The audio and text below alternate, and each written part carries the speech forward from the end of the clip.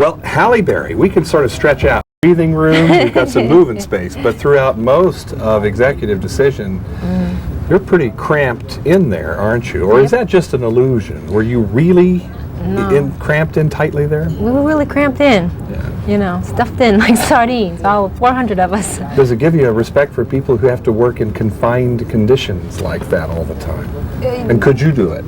I don't know if I could do it, but it did give me a greater respect, not only for people who work in confined spaces, but for flight attendants in general, for what they go through. I think so many times they're much, much more than that, and they sort of don't get the respect because they're to help you in a crisis situation and then serve you if you drink. That's not their main purpose for being on the plane. And what about working that close with fellow actors to be thrown together? Well, when somebody decided to get gas, that wasn't too pleasant. Yeah. When those bodily things start happening, there's nowhere for anything to go. You know, no windows, no anything. Indeed. So that wasn't too nice. But for the most part, you know, it forced us to get to know each other, I think, a lot sooner. I think once we were on the plane, a lot of times we didn't want to walk all the way back to our trailer in between. We'd just stay on the plane. It was somewhat of an ordeal to get on and off, and we ended up hanging there a lot and talking a lot and having fun. So it's good if you get along. It's good if you get along. If we didn't get along, it might be a problem. Sum up for us, if you will, just the basic plot setup of Executive Decision.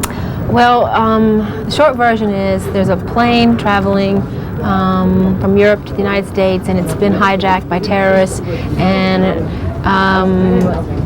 I played the head flight attendant on the plane who is trying to protect the passengers and also work with members of the military who have boarded the plane through the stealth back there, and they're now in the cargo area trying to not only defuse a bomb that they find out that's on the plane, but also capture the terrorists.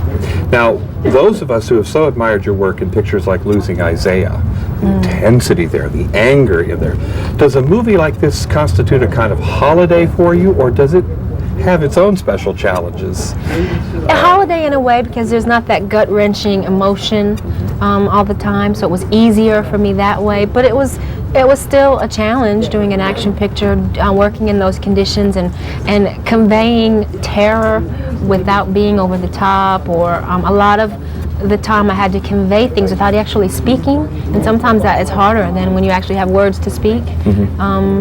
I didn't get to move a lot, it's very confined, and I often wondered if I would convey what I was feeling without having the, you know, all the And a lot of the gimmicks. time, we're seeing you through a monitor. Yeah, through a monitor and although it's a sign language. I know. It's a great moment in the film, though, when Russell says, she's a player. Yeah.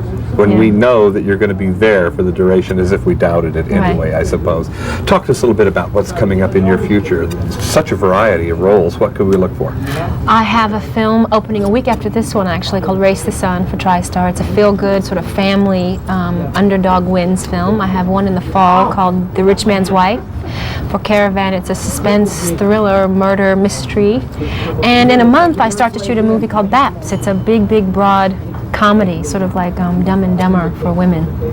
And in the meantime, as we close out of here, have you had in the past a favorite airplane thriller of some sort that you've watched and liked over the years? Delta Force. Oh, really? Yeah, now, why? I think I remember seeing it as a child, and it was sort of seductive with the plane and the energy.